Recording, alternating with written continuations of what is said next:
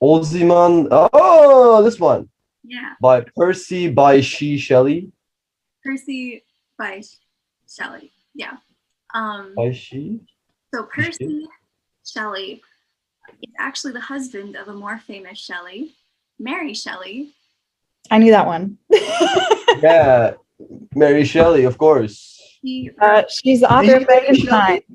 Yeah, she wrote Frankenstein. Yeah. Oh, the Mary Shelley. Yeah, the. Ooh, I didn't know that. Now, they both are prolific. They both done so much for the writing world. Mother of science fiction herself, but we're unfortunately not talking about her today. Talking about her loser husband. He's no slouch either. But this is probably his most famous poem, Ozymandias or Ozymandias. When my high school English teacher showed us this my senior year, she brought up this video to have someone read it to us, and it was Walter White from Breaking Bad. What? The either second or third to last episode of Breaking Bad is called Ozymandias. References to the poem in that episode, and as a promo ad for that episode, they had him just read out the whole poem for an advertisement. Wow. Very cool. That's kind of sick. Yeah. Kind of sick. Very exciting video that you can all look up. Maybe I'll link it below. Link it down below. What other exciting videos do you guys watch in your free time? Like and subscribe. Like and subscribe. Hit the subscribe button. So, let's just jump in, and then we will go through as always. I met a traveler from an antique land who said, "Two vast and trunkless legs of stone stand in the desert. Near them, on the sand, half sunk, a shattered visage lies, whose frown and wrinkled lip and sneer of cold command tell that its sculptor well those passions read, which yet survive, stamped on these lifeless things, the hand that mocked them and the heart that fed. And on the pedestal, these words appear. My name is Ozymandias, King of Kings. Look on my works, you mighty, and despair. Nothing beside remains. Round the decay of that colossal wreck, boundless and bare, the lone and level sands stretch far away." Okay. The first thing that comes to mind is Joseph Smith and the tablets. The Mormon guy? Yeah. Oh, legend. Yes, actually, I agree. But this was much before that. There is clearly some Jesus happening here, right? Maybe. Jesus isn't involved. Isn't Jesus King of Kings? That's what they call him. Yeah, dude, there's severe Jesus here, bro. Good old Ozymandias was like his street name. That's his bad name. So yeah, they tend to call me Jesus everywhere I go. Okay. That's my theory. I like it. That's my case. I at first was really expecting, ancient land is like a common phrase, and then was thrown off. It said antique land. Oh. Not that I don't know if there's like much specific difference prompted by that. Yeah. Oh. That's a good point. Let's Actually, yeah, antique is a nice word. Antique is a nice word. Ancient is like, yeah, that place old. Antique is like, that place old, but nice. Like, nice, yeah, vintage. Like, where I'm from is nicer than this shit. So wealthy, maybe? Was, like a second definition that I didn't know, but there doesn't seem to be. It's just, it means ancient. Okay.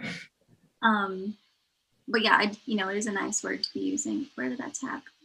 It's an antique. Right. So what's the first thing that's kind of interesting about this poem is the structure of it, because there's two characters in the present moment. There's I, who is the first word, the narrator, and then there's the traveler who says 90% of the poem. So this is a dialogue, it's dialogue from that traveler. Right. So just keep that in mind. Like everything we get is secondhand. Like you're hearing your friend recount what someone else said to them. Yeah. And is I Percy Shelley? Oh, that's a good point. It's that, it's an eternal question. Is the I in Shakespeare's sonnets Shakespeare or a character? We don't ever really get to know. It's Frankenstein. Maybe it's Frankenstein. It was like, ooh, hello. Right, sorry. Okay, so I met a traveler from an antique land. We get that. And then he said this. Or they. They said, Stina. It's very important that we. It's very important. There's no gender thrown in there. But I will say though, the way the other person dominates the conversation, I'm leaning towards he. Yeah, maybe that's why. Yeah, They just don't stop. Just took over the poem completely. This is just kind of mansplaining. He's like, I have a poem here, just reads over here. Like, yeah, the first had a whole different poem planned, but right? It's traveler. Okay, so the traveler begins. The vast and trunkless legs of stone stand in the desert. So this is describing a statue.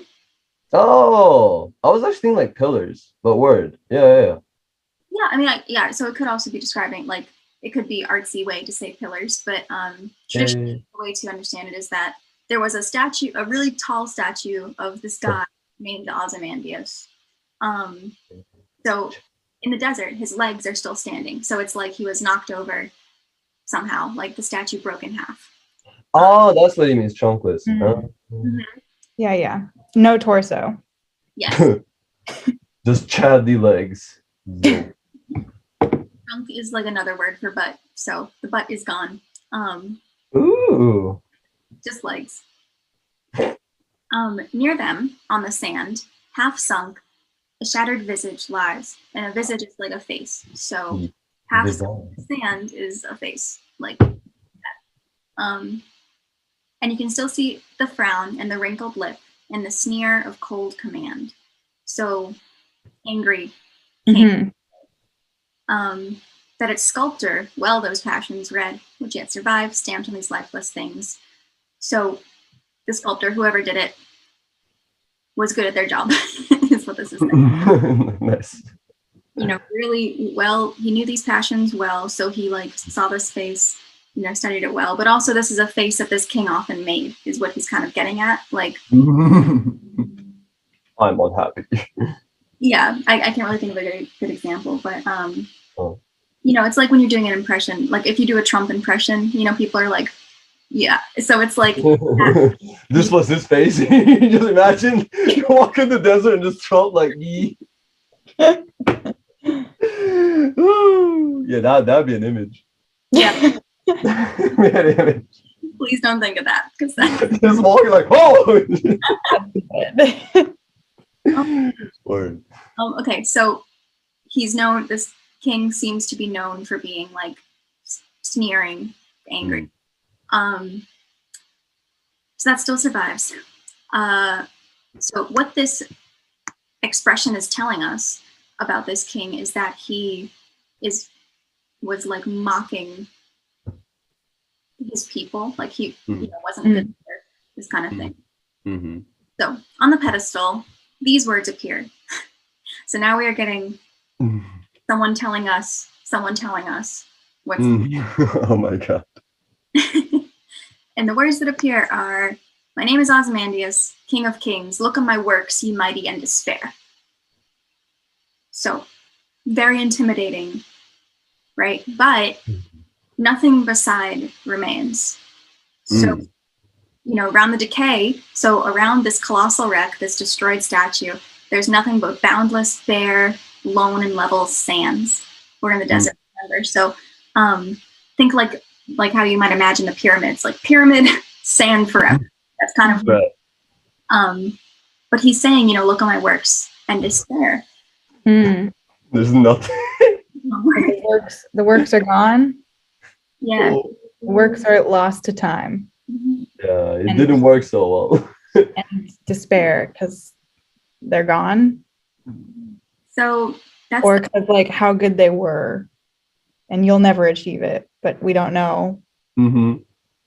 I guess What- like he assumed, yeah, he assumed it would stay around. You'll be like, wow, all this stuff you did, but you look around, it's just sand. There isn't much left. Mm. Wait, I Yeah. have a question. Sorry, Elizabeth, when you say ye mighty, is he talking to the person reading it and calling them mighty? I read that as he's bragging to other mighty people. So Oh.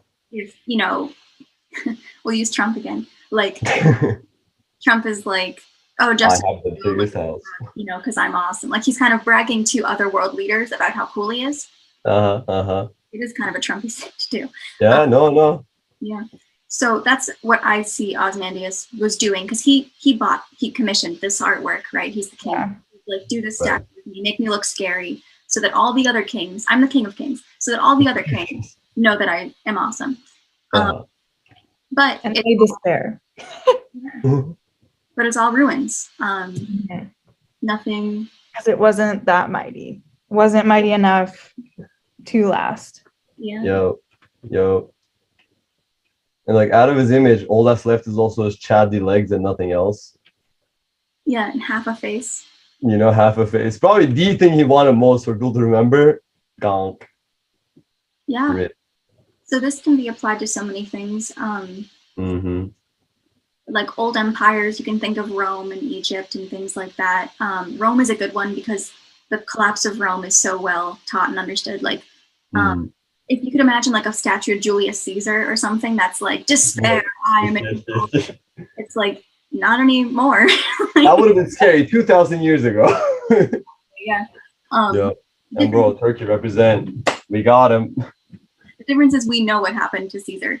We don't know what happened Yeah. to Ozymandias because we don't. It was lost to time. Yo.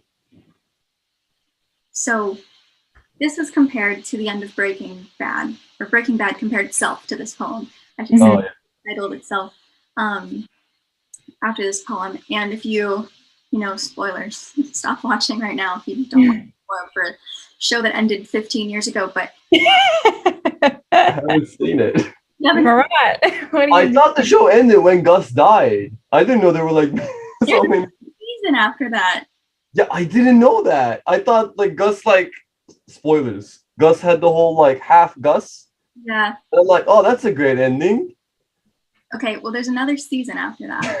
Oof. Do you want to like put us on mute for a second? Nah, send it. Okay. In the vaguest of terms, Walt, his story's a tragedy.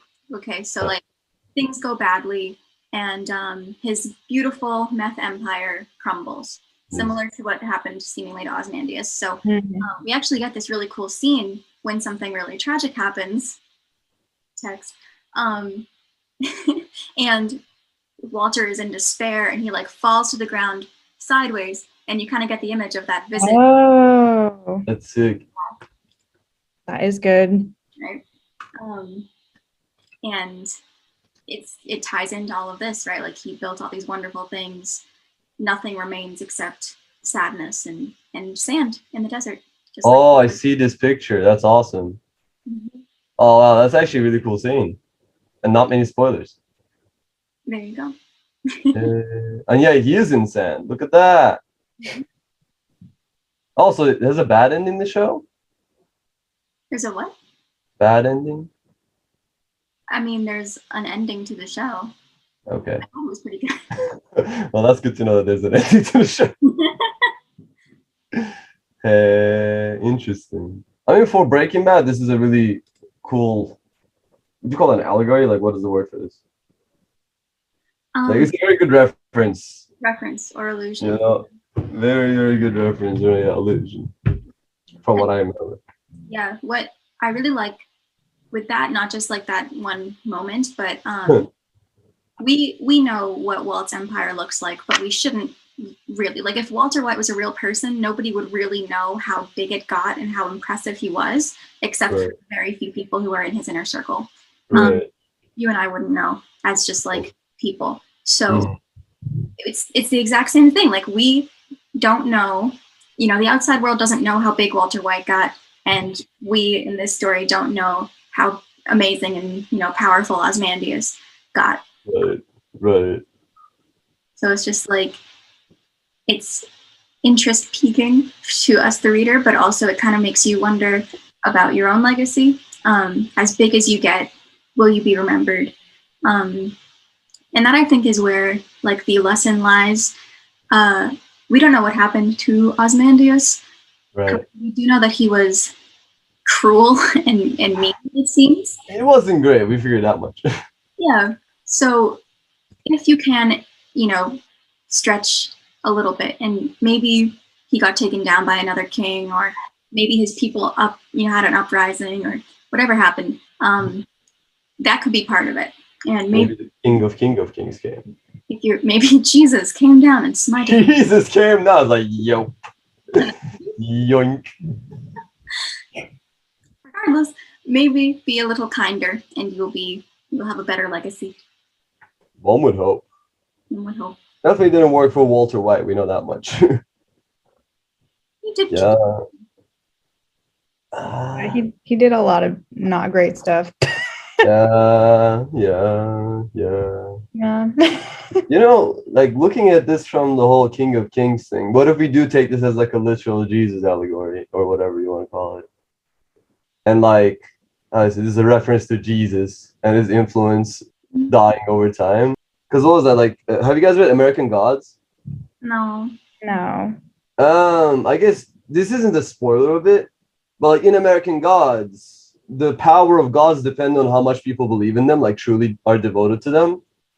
And what if this is a reference to Jesus losing people's devotion over time, simply because people are not as fanatic or as like into Jesus as they used to be? Or maybe they are more, I'm not sure. And besides the Jesus inner circle in America, the outside circle is not all like, go Jeezy breezy, is what I'm thinking. Maybe it's a reference to Christianity losing influence. It could be. Maybe in that period. So at this time, things were not the most Christian. It was the early 1800s. Things were actually quite.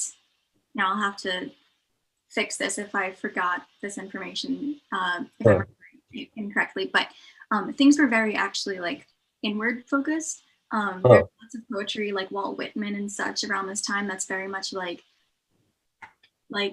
I'm just gonna sit by the trees and like experience being alive. It's kind of like hippie poetry. It's real hippie. Yeah. And Percy and Mary Shelley were not. Now this story I really have to fact check, but in my head I have that they lost their virginities on her mother's grave. Oof. Wow. Which is badass, but also like not very Christian, right? Yeah. Not Christian. Yeah. So I don't know if that basically your point might stand. Like maybe he is saying like Jesus is losing influence. The issue with it being about Jesus is that Jesus / Ozymandias is shown as so cruel. So it wouldn't be like a super devout Christian. Right. Or what? Right. Also, like, I don't really think Jesus was very like, my works will go on and you will despair about it. You will despair about it. Yeah, that's the point. I mean, we haven't met Jesus. Maybe he was like that. It could be actually, because King of Kings is such a common phrase, right, relating to Jesus that it's like it sticks out a little bit. So it could be that this guy used to call himself the King of Kings, and that is until Jesus came by. And Jesus like, yo, what? Hold up. Yeah. You got that wrong, sir.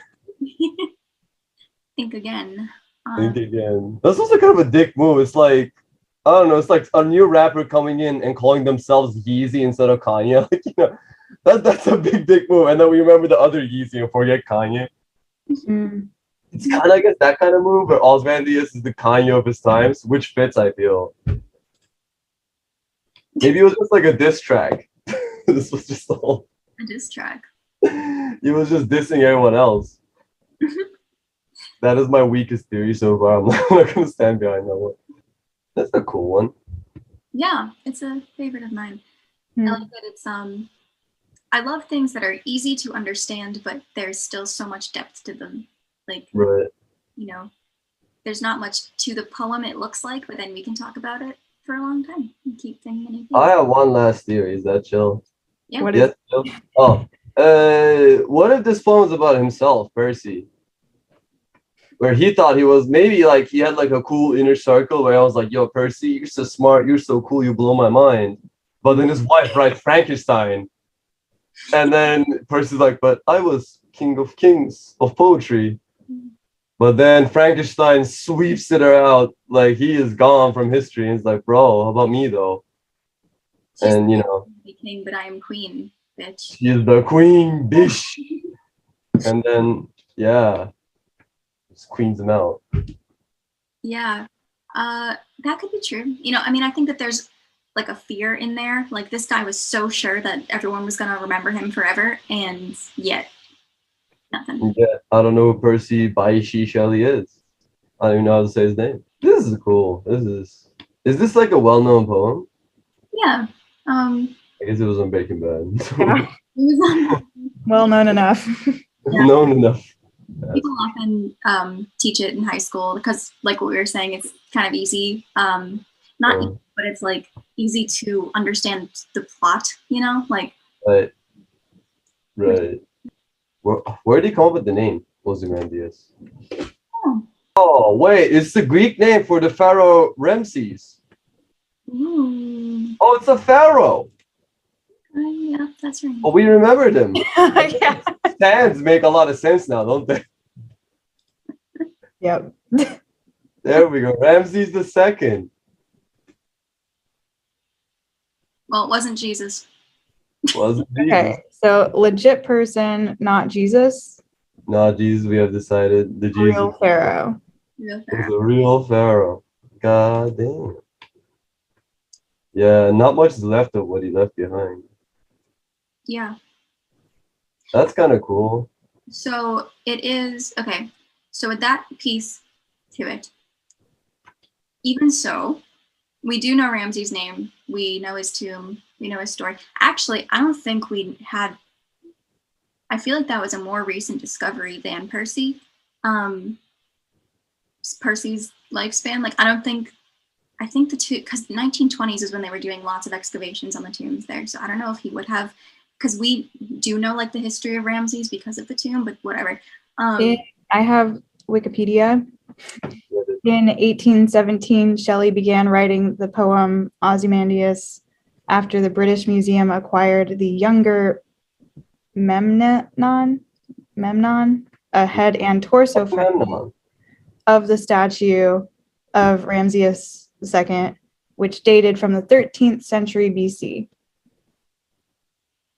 13th century BC. That's deep. About 15,000 years ago? That's deep. 1,500. Wait, no, not 15,000.